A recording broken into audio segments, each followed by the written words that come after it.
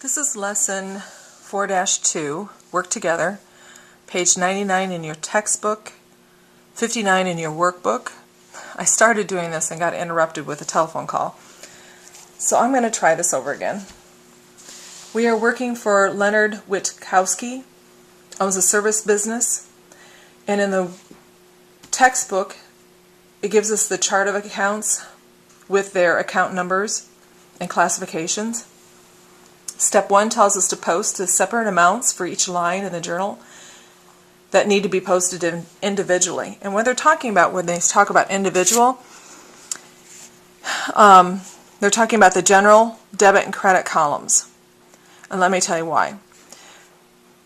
Account columns, sales, and cash, debit, and credit, these are called special amount columns. They're specifically for a specific account, such as sales and cash. They are posted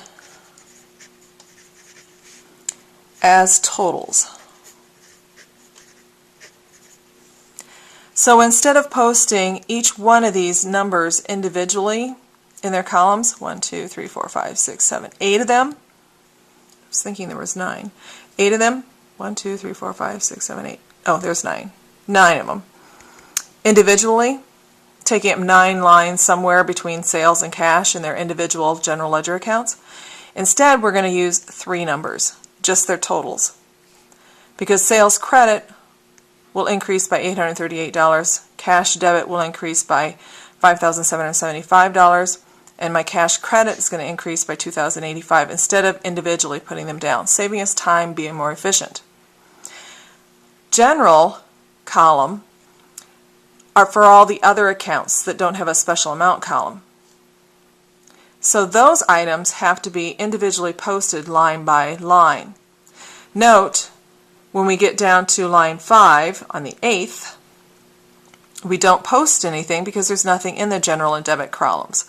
Those happen to be all, the debit and credit happens to be both in the special amount columns. We put a check mark there so that we don't accidentally post or fill in the post reference in the wrong spot. Or we don't accidentally write the next transaction's account title in the wrong line. So we put check marks in there. That is why. So to post the general individually, we'll go line by line. The first one is March 1st, Leonard Witkowski, capital, credit, $5,000. So you'll go to page 61 in your workbook for Leonard Witkowski.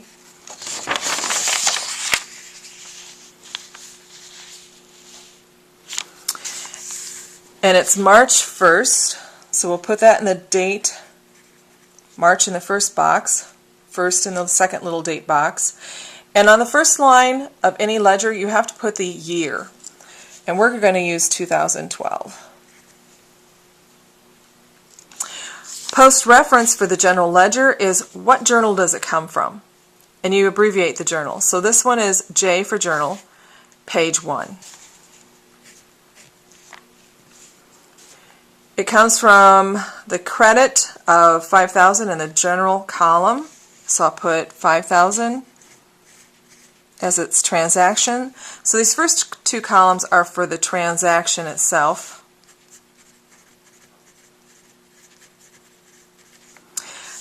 These last 2 columns, see it says the word balance, this is a running balance. Or what you call kind of like running total. I'm going to put running total because I think that sums it up a little bit better than balance. Capital is an owner's equity account, has a positive credit side. So for right now, we probably won't be doing any debiting to it until we close out some accounts and dump it in there. So we're safe to just put in a little X for right now, just to make sure you put it on its balance side, because we always keep our running total on the normal balance side. We don't go to the opposite side. Our normal balance will always be on the balance side, or our normal balance. Our running total will always be on the normal balance side. There you go, I said it right. One more step, the step that most everyone likes to forget, is now we have to go back to the journal and we got to indicate where we posted it to. Account number 310 here on the general ledger for Witkowski. I'm going to go back to the journal and write in I posted that to general ledger account 310. Okay, the next one, on March 3rd, prepaid insurance. It's found on page 60 of your working papers. And then fold that. Whoops, excuse me, I didn't fold that very well. Let me try that again.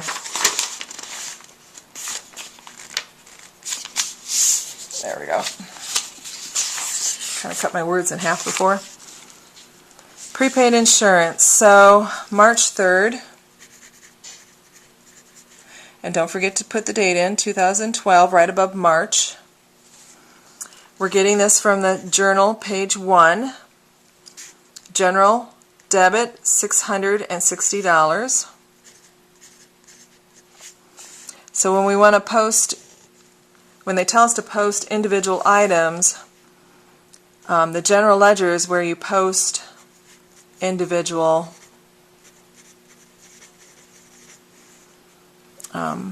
items. Prepaid insurance is an asset account, so its debit side is the balance side. So I'm not going to use the credit side, so I'm just going to put an X through there because I'm only recording on the normal balance side for running totals. So debit, 600. If this were a credit and this is a running total of debit, when they're the opposite, you subtract. We'll get to that later. But they're the same, you add. 140. Account number 140 goes back into the post reference column on the journal, indicating where or what general ledger account we posted that to.